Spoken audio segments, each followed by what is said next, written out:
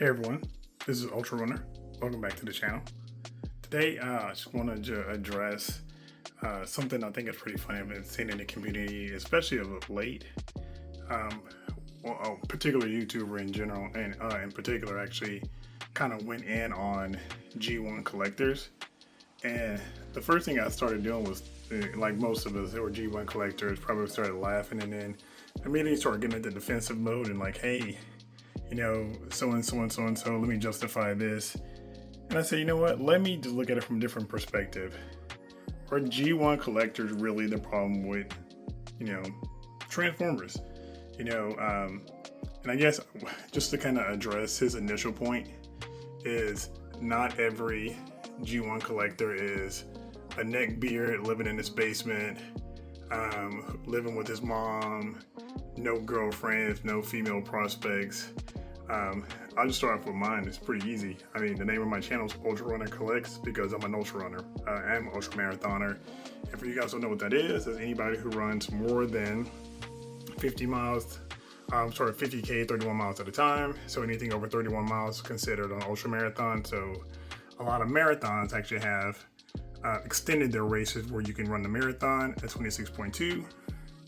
Or you can run the ultra at 50K, and my specialty is actually 100K. So I love 62 miles. It's like my favorite distance, but I have run 100 miles multiple times. So anyway, again, he just kind of put everybody into a particular silo, including like the 14th Prime, who he's supposed to be cool with, and 14 Prime is not just a G1 collector, but he's a G1er. And a lot of people are G1ers. And so he went in on everybody. Granted, this guy kind of ranted about all collectors and then, basically pairing them up. But what I wanted to do was, not really getting on that piece there, was just like, okay, he made a good point though about G1 collectors because we like to only collect G1. And I think it's why. And more importantly, are we hindering Transformer collecting and Transformers from regressing? So I took it from that aspect of saying, let me take a look at it and see just myself as a collector. Now, I only collect G1.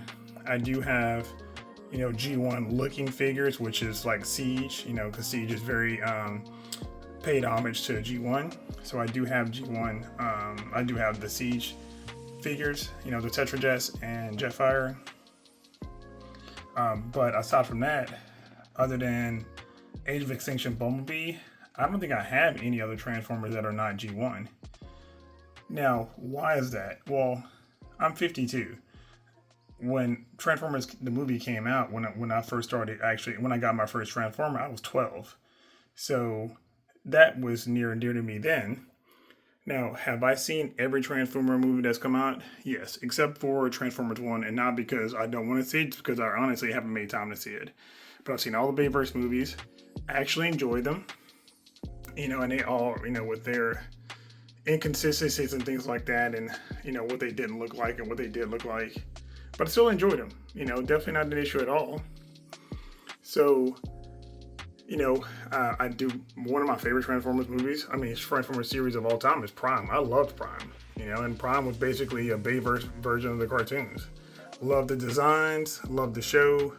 I know, I don't have an issue with the progression of Transformers, but I don't pick up anything else.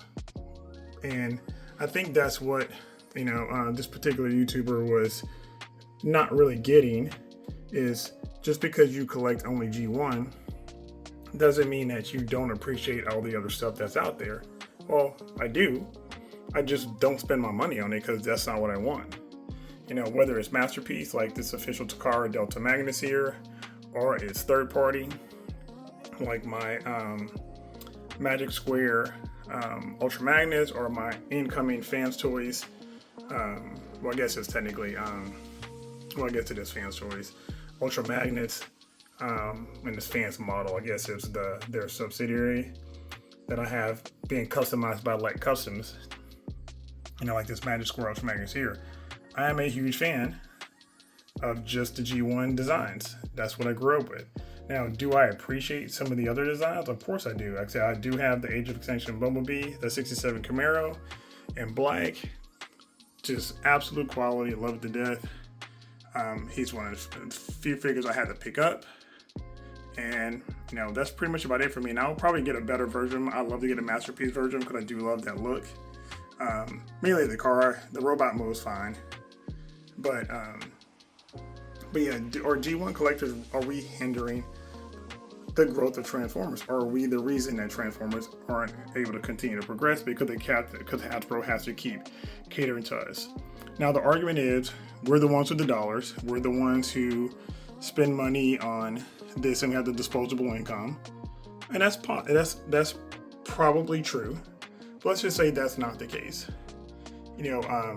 From a consistency standpoint, who's really buying this stuff? Younger generations. And I guess just put it out there because there's really no point in, not worried about it. But like Chris Jam was the person I'm talking about, and I'm sure he's probably around the age of my oldest son. So I totally get his generation. But we could be the ones holding it up as the older generation who are G1ers, who grew up with G1. And we don't want to see things change. But I don't have a problem with things changing because the great thing about this newer technology and generation we have, I can watch G1 whenever I want. Hell, right now it's free on YouTube. So you can watch any G1 episode you want for free. So me personally, if the new stuff isn't good, doesn't hit, I can just watch the old stuff. It's no different than like with the new Predator stuff.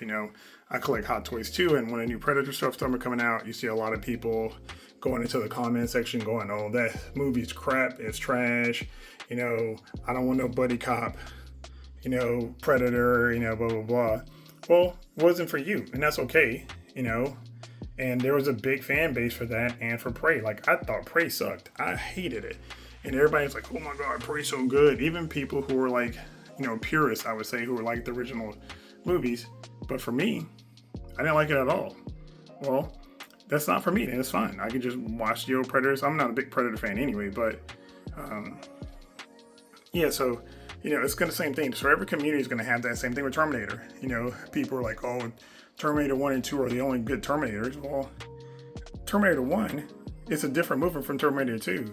And nobody started complaining that they changed the formula for Terminator 2 to make it for Terminator 1.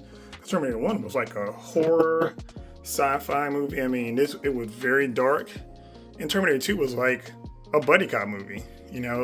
So I don't, it's like you're, Arnold Schwarzenegger is your friend and he's hanging out with you and all this other stuff. And it totally changed the formula from the first movie. And nobody who grew up with those movies are complaining about it. So I feel the same thing about Transformers. It's like, hey, if you guys got to do something to allow a new generation to really appreciate, change and evolve the process and evolve the IP, go right ahead, And some of the stuff we're going to enjoy. Like, I didn't really like the Bayverse movies when they first came out, but after watching them a few times, I really started to appreciate them, and I like them all, even Dark of the Moon, which people, absolutely hate.